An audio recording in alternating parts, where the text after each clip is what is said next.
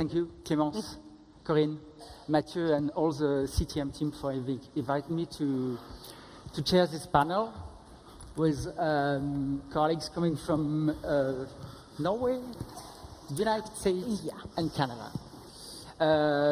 I'm really happy because I'm absolutely convinced that the digital experience has to be linked with the physical one, but we'll talk about this right now. So around the table are Lauren, Ryan, and Kajsa.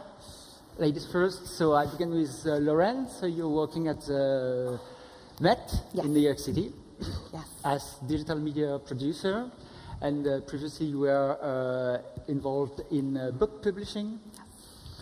Ryan is working for the Royal Ontario Museum, also as digital manager. Previously, you worked for Visitor Service, I think. Yeah, I've worked a little bit all over the museum, so whoa, that's loud. And involved in various museum associations in Canada. And Kajsa is working at the Nordiska Museet. And also, of course, because that's the topic, on digital, and is focusing, she leads a very interesting project on collecting social content. So really, that's really interesting because that link the question of digital as a way of communication, but also something that it begins to create an heritage for our societies. So I'll move to the first question. We all work in museums, in cultural organization, and therefore we know that nothing can replace the physical experience. So I mean, walking across galleries, getting lost in corridors, facing a masterpiece for hours. So how do you think that what are the challenge to create the digital experience that will be a bridge to the physical one, that will make people coming to the museum? Maybe. Yeah, I can start. So the Met is really fantastic about open access. So a lot, we have a digital team, and a lot of their work is creating high resolution images online for the collection, which is great. And of course it doesn't replace, but I like to think about the people who might never be able to come to New York City. You know, it is prohibitively expensive. We have 5,000 years of culture and objects that represent all of that. And so I kind of talk to everyone as though they might not be able to come. And then if they can come, that's kind of the added benefit. And we hope that if they are in New York, they take that step. Yeah, I think for a starter, museums are not really used to plan for bridging experiences for the entire museum ecosystem. I think most museums are still in the traditional way marketing exhibitions, so that the online activity is solely for making people come to the museum. But I think if we take a step back and look at the museum experience and see if we can actually move some of the experience in the physical building out online, where people will firstly encounter the museum, then hopefully we can catch the attention of more people and that would like to come to the museum as well. In my experience, so you mentioned that I have a visitor services background, so you know, my first job at the ROM was actually selling audio guides, and which was fun. But I've really tried to be visitor centered in everything that I do, and what I've realized is that you know, a lot of technology projects take people away from the objects that they come to visit.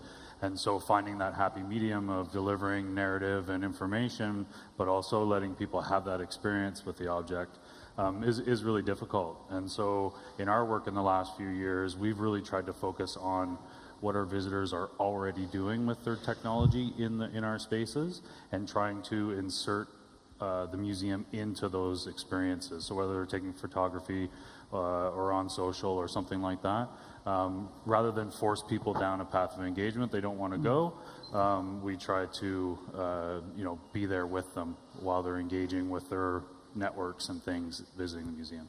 Okay, and Jackie, you told that before you were in charge of visitor department. I think both three, you explained me that yesterday that you were at the Met since 1 year, but you changed from various departments. How do you work in your respective museums within the organization about digital? To connect, I mean the team in charge of digital with the team in charge of physical, like scenography or visitor service and everything. Yeah, so at the Met, social media was in the digital team, and then when I came on just a year ago, we had been transitioned to communications, and so I've kind of heard how it's different, but I haven't experienced it. And I think the most important thing, being a social media professional, is working really closely with all departments, because you can learn from all of them. And so day to day, I'm working with our press officers and our government relations teams to know what they're doing, and they're kind of the liaisons to the curators and beyond. But our digital team is so important, because they're producing all the content, the blogs, the video, the great things that we get to share. So without either of them, we would kind of have nothing. So I think it's just kind of like putting your feelers out and making sure you're on top of everything that's going on within the institution. Yeah, I think for us, a big part of my job is building capacity within the organization. So we do a lot of teaching.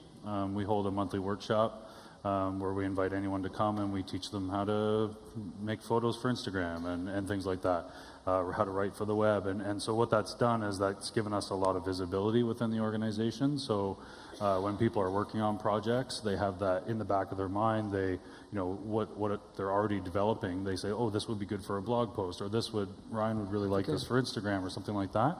So we've created that sort of that mentality in people, that they know that there's this other need that their work can transition nicely into. On top of that, the project managers and the project teams have been really great over the last few years about integrating us from the beginning when projects are struck. So we're a fairly large organization. We usually have our exhibitions planned 3 years out. So we're now integrated in those project teams well in advance, so that any digital engagement aspect of a large exhibition is planned along with the planning of the exhibition, so it's less like an add-on and more like a properly integrated experience. And how long did you, because you're in the museum since a long time, how long did it take this process, I mean, from getting the people really involved in digital communication by providing IRDs and everything? It's not a short process, for sure. It's you really have to keep the momentum going yourself. I've been doing social full time for 6 years now, and I started really ramping up the teaching aspect probably about 4 years ago, when I realized after the first 2 years that I couldn't do it all myself, that we needed the content experts, the curatorial staff, our scientists to really be effective and efficient communicators online themselves, and to recognize those content opportunities. So that was 4 years ago when we started that. We're still doing it, and I think with the nature of the platforms that we're using, they're always changing, so we always need to be iterating and changing what we're doing. And your museum? Yes, we do have a digital department. We've had that for 7 years now, which I think we're one of the few museums in Sweden that has a digital department. And the benefits of that has been that we could develop skills and competences. We have 3 staff that are devoted to digital production, and I've been working with social media also for a couple of years. But on the other hand, there has been some difficulties in actually transmitting this knowledge and competence to the rest of the museum. We are working together in projects, but I still feel like I hear a lot from colleagues that they see that we are kind of more ahead in the area than they are, and that creates a bridge that we need to, a gap that we need to close, I think. But I think also a challenge is that coming from digital, we have different methods for producing digital products than, for example, people have in exhibitions. We have been perhaps even earlier in digital, working with agile methods and user testing, etc. And I can sense also, because I'm working with other museums as well, I run workshops in Sweden, that it's not only our museum, but other museums as well that are kind of struggling with that finding new methods to create new museum experiences that connect both digital and physical. Okay.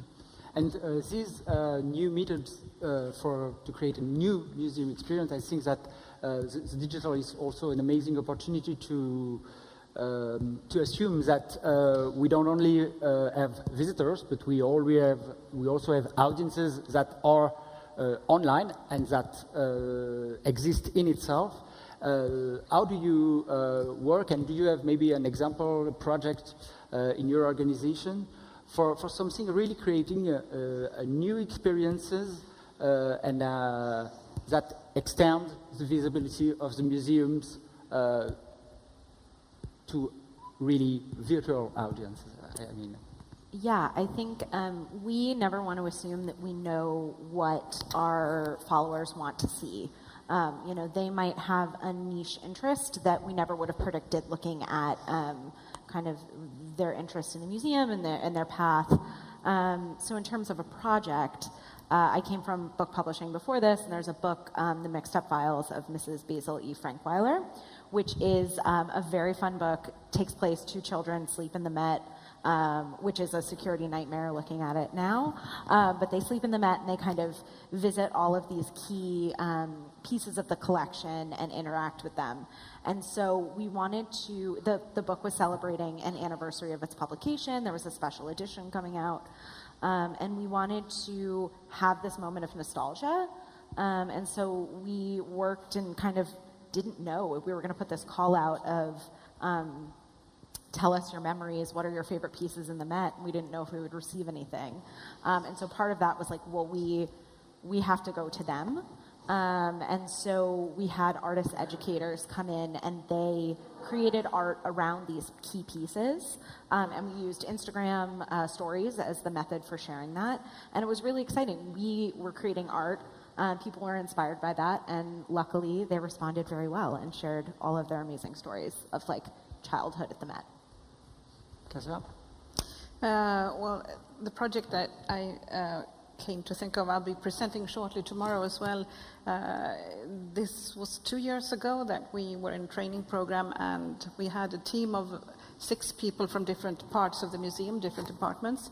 And our goal was to engage a younger audience to interact with our folklore archives. The Nordiska Musée is a cultural historical museum. And usually when we think about archives and young people, maybe it's a big distance to have them engaged with old documents and the stories there. So in this case, we turned to the cosplay community, and we decided to launch a cosplay competition. And to do so, we needed to collaborate with someone from the cosplay community because we didn't know how to create such a competition. And we wanted to have a competition that the community would feel comfortable with, so that we didn't create something they would think was not appropriate or so. But we launched the competition and we got 33 applicants, really skillful cosplayers that wanted to collaborate with us. But we chose 3 cosplayers because we would have wanted more, but we decided also to actually sponsor the costume because they spend lots of money on these costumes, and the people creating them are, of course, young people, perhaps students or just starting to work. So during 5 months, these 3 people were creating costumes. They were not from Stockholm, where our museum is, but we have a national perspective, so that was fine. They were from Gothenburg and south of Sweden, and that meant that we asked them to also share their work in their social media channels. And then they started a Facebook page, maybe also set up Instagram accounts, and told the stories of how to create these costumes in their own channels. And we could retweet, and we did some Instagram takeovers, so they used our account, and we have a blog on the website, so they did some guest blogging. And at the same time, because we were talking about tying physical and online experience together, we decided to also host a seminar with, because the topic was supernatural beings. We asked a folklore expert to come and talk to us about these creatures in the archive. And we got a whole new audience, I think about 70 people, but a lot younger audience than that we usually get, which was very good. And also we could see on the website when we launched the competition that we had a much younger audience visiting our website. And then, of course, you have the question, how do we keep up with this, not just for the competition, which is another question. But in the end, we had 3 amazing costumes created, and we also hosted the Swedish Cosplay Championship, so they got to show the costumes on stage and on national TV also. So that was a fantastic project, but mostly because it was challenging internally. We had to collaborate, and I think halfway through this exercise, some of my colleagues were really asking, why are we doing this? I mean, why should we ask cosplayers to come to our archive, which is boring?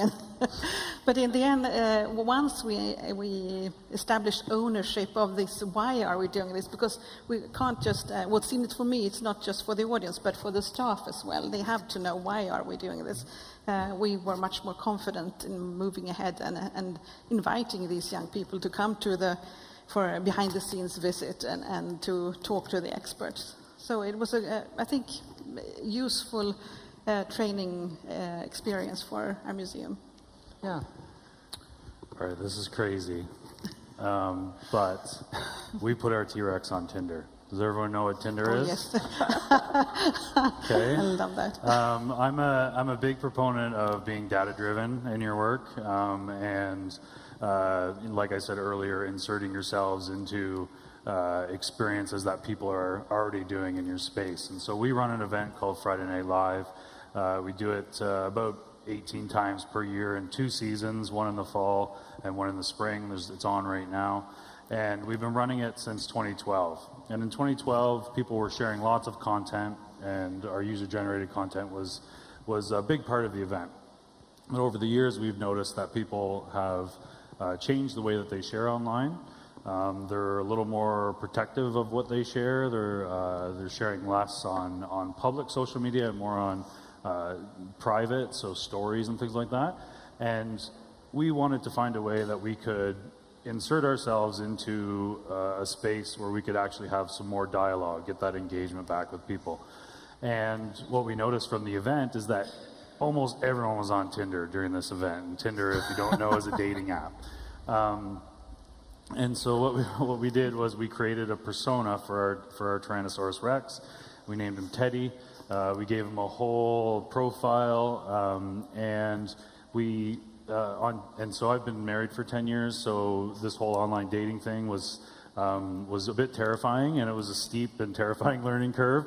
But it was interesting to see how easy it was actually to connect with people, and how it was to talk to people, and how interested people were to talk to Teddy.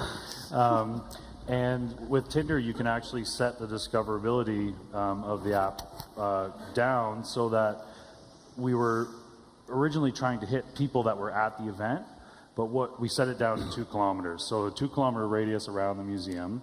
And what we actually found was that we were connecting with people who weren't at the event, but who were in the general area.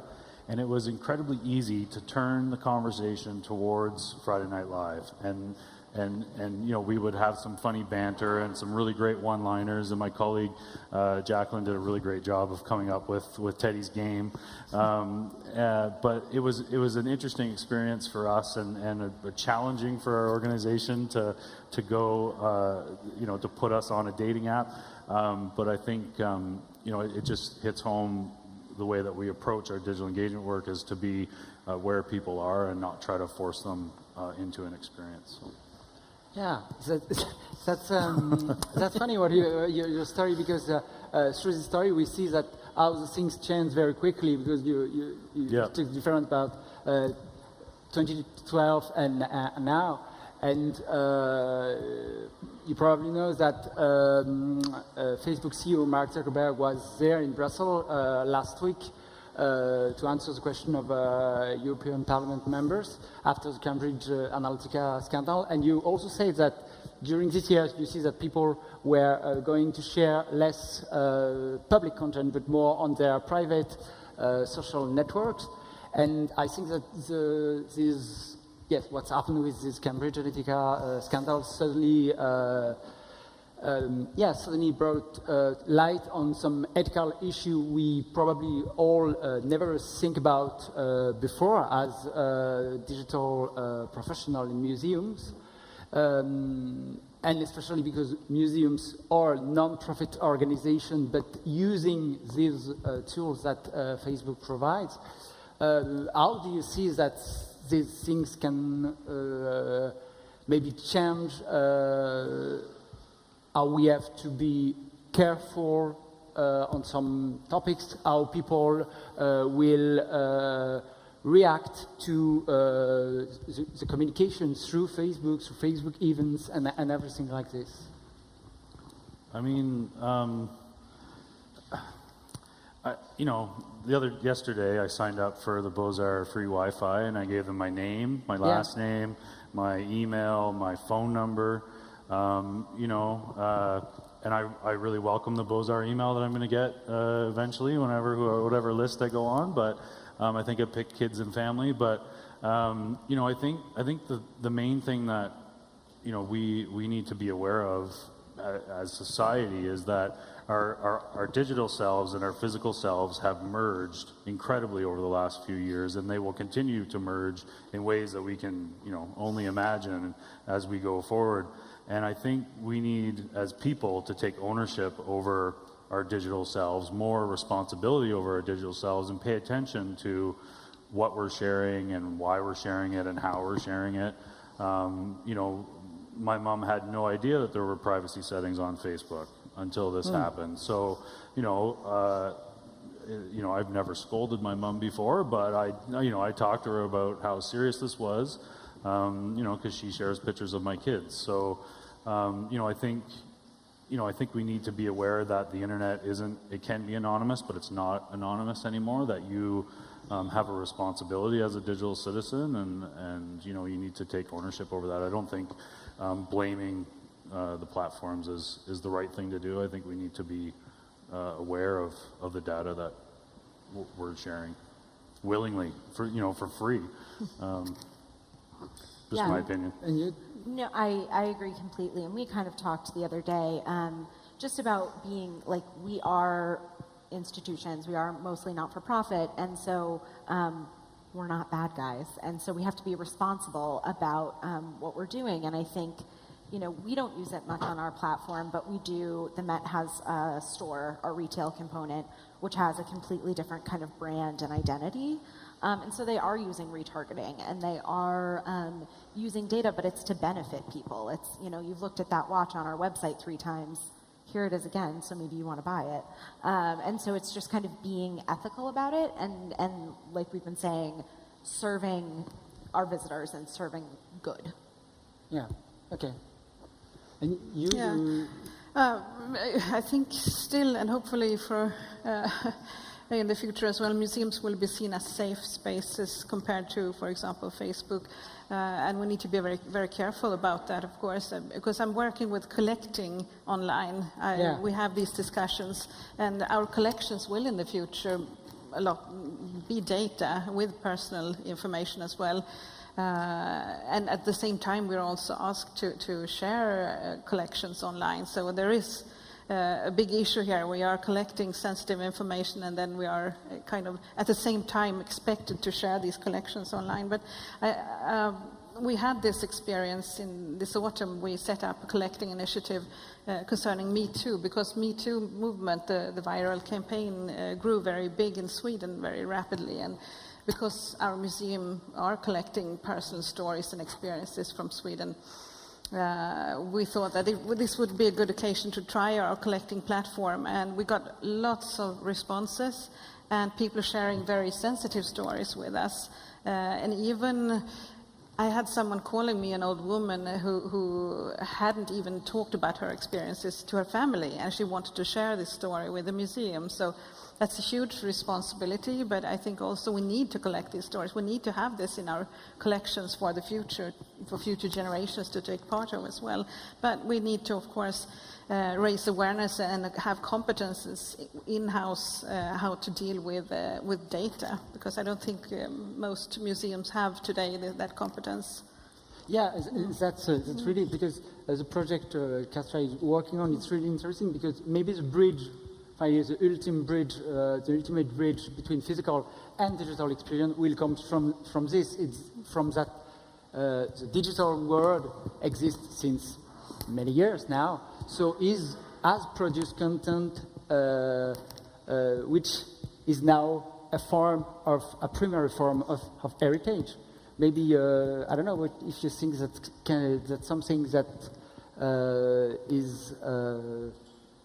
is part of a mission of the museums. We have, I know that, for example, for years, the National Library in France is collecting the data, archiving the internet website.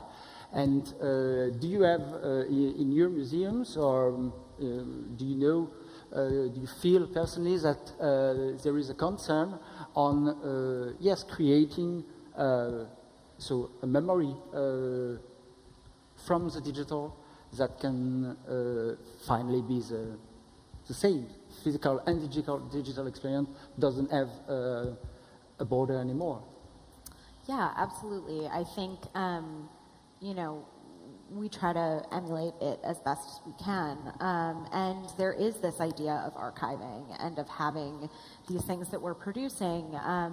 I think one of the most important things I think about when we're sharing our content out is I never want to assume anyone knows anything. I don't want to assume they know nothing either. So you just kind of want to have a neutral position and saying, like, we're going to tell you about this thing, and we're not going to assume anything about your knowledge.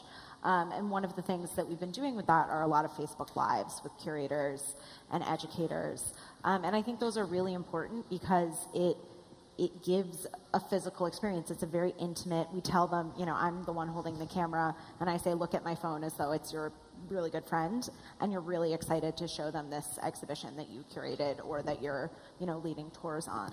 And those are archived now. I mean, at least as long as Facebook is around. We have those to look back on, and so I think it can be, as odd as that sounds, an intimate experience. We don't go as far as accessioning, social media content or digital content yet.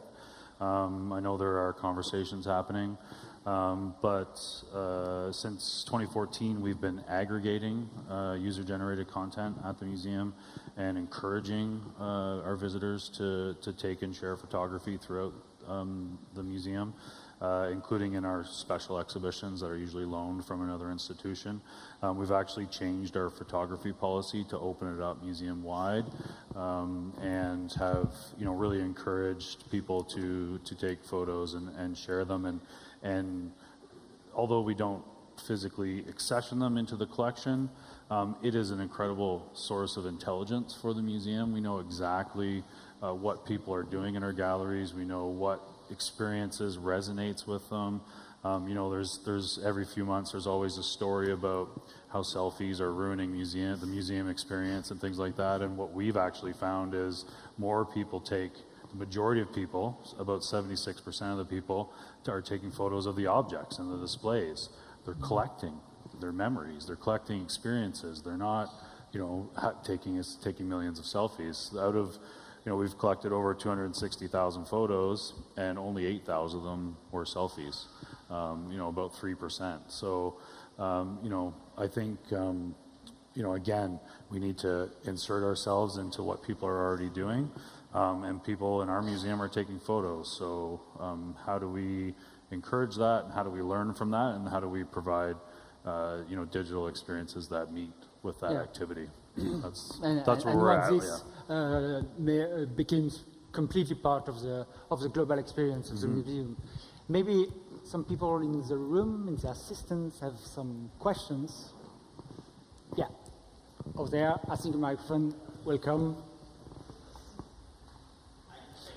And please don't forget to introduce yourself. Sorry, better do this right. A question would be risks.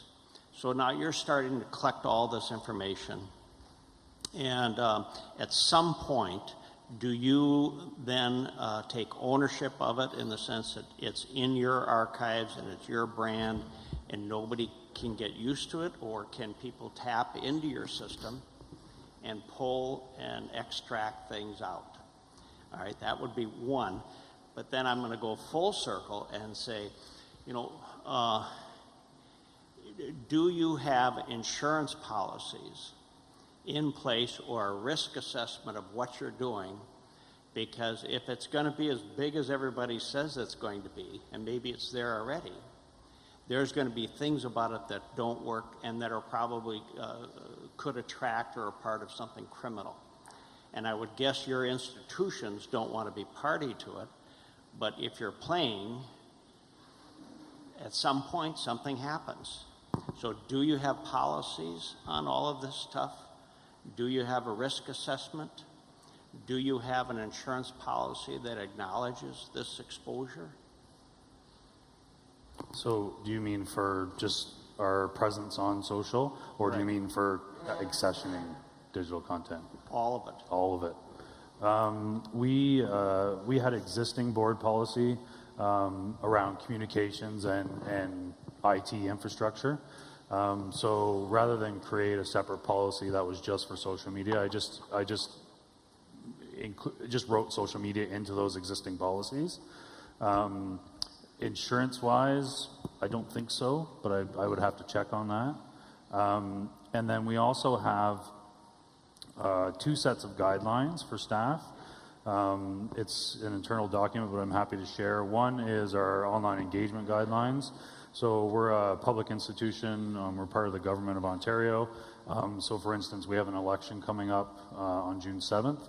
And as public sector employees, we can't engage with any political content on social at all. We can't enter into any conversations or anything like that. So it's explicitly written in our engagement guidelines to you can read those conversations, but you can't, as a public employee, engage in those conversations.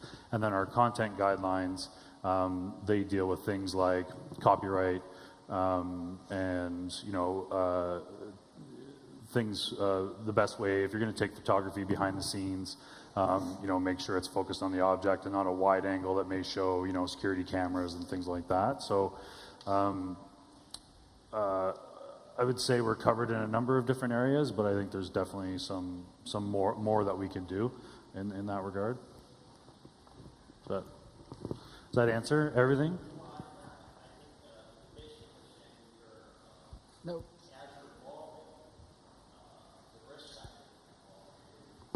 Yeah. There is another question over there.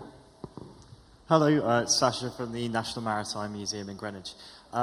It's really cool to hear that museums and institutions are having a bit of a sense of humour and being quite playful online. And there's been a lot of conversation about how do museums represent themselves online and have a personality. So I'd love to get a sense from you is how do you create an online persona for an institution? How far do you go, and how do you go about making it original and bespoke to your institution and still human? Who wants to? Yeah. So the Met doesn't have a persona per se. We're kind of this all-knowing voice. We don't want to be condescending. That said, in my last job, it was just me on social, and I wanted to be the person who you go to when you need a book recommendation. And so I wanted to be playful and be more of a human than a brand. So it was a learning curve coming to the Met, but we want to be responsible. We want to be mission driven because we are about education and preservation. But that said, this is a conversation we have a lot. So like, we have a board to report to and we have a brand to uphold, but we do want to have fun. And so one of the things we worked on this year are, I don't know if anyone knows our little blue hippo, William, who we affectionately call, he's an Egyptian artifact that's over 5,000 years old, but he was celebrating 100 years at the museum. So we kind of used him as a persona, and then I reached out to other institutions that were encyclopedic or that had hippopotamus in their collection, and their pieces wished William a happy birthday or a happy 100th at the museum. And so that was a fun initiative where we could personify an object but still be responsible to the art and the history. Some other question over there? I just want to add to Sasha's question. We have, when I was building the presence 6 years ago, we had 3 main brand attributes, and it's alive, surprising, and community building. And so that's kind of where we base, as long as we're doing things that are fun, maybe a little bit surprising, and then also building community. We're within our, within our realm, and we're free to push those boundaries a little bit.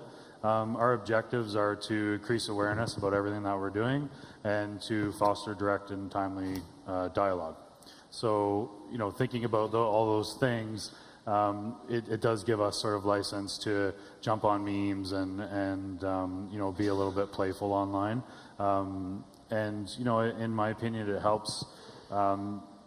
If your museum is personable on social, it's easier to build community and relationships with people. And if you're building long-term relationships with people, then you have a brand advocate who will not only visit, but will share about the amazing experience that they've had on site and online with their networks. And to me, that's the point of social.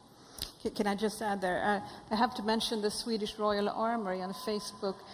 They post in Swedish, but if you have some way of translating, that would be fantastic, because I think they have like 60 or 70% of all their content on Facebook is their memes made from their collections, and they are hilarious, really pushing the boundaries, and they have media coverage from all over Sweden, and so many followers and lots of engagement also on their posts, so people just love it.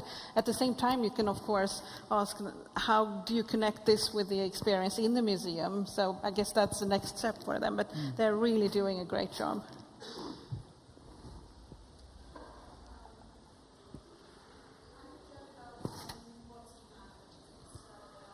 It doesn't work. Hello, I'm Jo Fells. I'm from Waddesdon Manor, which is just outside London, and we have a historic house and an art collection within it. I'm quite interested in going back to this idea of connecting the physical and the digital experience. We've just launched our first website-hosted trail of the sculpture around our gardens so that people can navigate their way, find out about the individual bits of sculpture with images linked to a collections database. Here's some audio of a description from one of our curators. And the idea behind that was people could use it when they're on site, but also remotely if people couldn't manage to reach us. I'm wondering, have any of you experience of a digital feature that you've created for both use on site and remotely? And an idea of how your analytics are giving proportions between usage on site and remotely? No, we haven't really done that yet, but I'm immediately thinking of the Rijksmuseum new app. Is anyone here from the Rijksmuseum? You should download their new app, because they have this feature of you can enjoy their offer, their experience, regardless if you are in the museum or if you are at home or wherever. So I think that's something that more museums should look at. We have this exhibition that we worked with the Palace of Versailles on. It's called Visitors to Versailles, and it's recreating what people were experiencing when they went to the palace. And so it's very immersive. And one of our colleagues did incredible work making this binaural audio experience. So you feel it in I'm not kidding, when I put the headphones on, there's like someone walking from behind, and I thought it was a colleague. It's an incredible experience. And so, of course, it's wonderful when you're going through and you have the piece in front of you. But we post about it on social all the time, because it's literally can close your eyes and immerse yourself. And so that's been a really exciting experience, and I can only hope it kind of sets a precedent. It took a lot of work, I know, but I think there's a payoff, absolutely. I think we really haven't been all that successful with building things that people will engage with wherever they are. And I think from that learning, that's why we've sort of pulled back from forcing people into an experience and really sort of being reactive and, looking at what they're doing and trying to engage people that way. I mean, we have done, different scavenger hunts and tours and things using, Google platforms and things like that. But, in my opinion, I would rather see, museums spend money on human resources to better engage their visiting public and non-visiting public, for anyone for that matter, than spend money on an app. I would rather see museums spend their money on those sorts of infrastructure to lay a foundation for, to do things like that. I wonder, did you do any visitor testing beforehand that pushed you to do this experience? Did you ask any of your visitors if they wanted this, or did you just assume that they did? This was actually one of the ways that I could persuade our organisation to invest in better Wi-Fi outdoor, right. Because by demonstrating that a lot of the sculpture trail was not accessible, I could improve the external infrastructure. Right. And I very deliberately didn't make it an app. This is web-hosted. Right. It's in terms of investment, I invested about £7,000 in developing a WordPress-based element that we can now use for any trail at all of any sort. We insert images, replot things, change them at different times of year. So it could be a temporary exhibition. It could be, we've just launched one about tremendous trees, which are historical trees. So we can use it for anything, and it's low cost to us, but it's also pushing that digital infrastructure right. Okay. under the bonnet, so to speak. That's good. That's a smart way to do it. Yeah. I don't know if there is some last question maybe that we can Yes. put all together. Yeah. Yes, hello. I'm Constanze from the House of European History. You will see tomorrow in our exhibitions that we've tried to create a digital mapping tool where user-generated content can come through a website into the exhibition. So I was just interested to know if we, to build on your experiences of user-generated content in the exhibitions, because if you could give some examples of what works well and what didn't work. Thanks a lot. I don't know if there are other questions. I think we are out of time. So. We just basically encourage photographies. Sometimes we'll integrate some experiences into the exhibition that encourages people to interact in some way. And then, behind there's a sign that says, snap and share, and then a hashtag or something like that. But it's very resource light. And we also post the galleries, user-generated content galleries on our homepage, and then also the related exhibitions and programs, so people can see what it's like to visit the museum. Okay. Yeah. Oh, and I would just say a light sell. I think you have them come to you Yep. in that way. Yeah, I can just quickly add that 5 years ago we had an exhibition about hair at the Nordic Museum. We set up a website where we collected people's personal experiences of hair traumas or bad hair days or whatever, and beard and body hair and whatever, and also hair secrets. So, and all of these stories we shared in the exhibition. We also shared a Twitter feed where because people talk a lot about hair on Twitter, and we just streamed that into the exhibition. What we didn't do was to open up for people to add stories in the exhibition, because we didn't think they might want to share those in the exhibition, but we told them where to go online and to add the stories. But we haven't done that since, so I would really like to explore that more. Yeah. So I think thank you for sharing your ideas with us.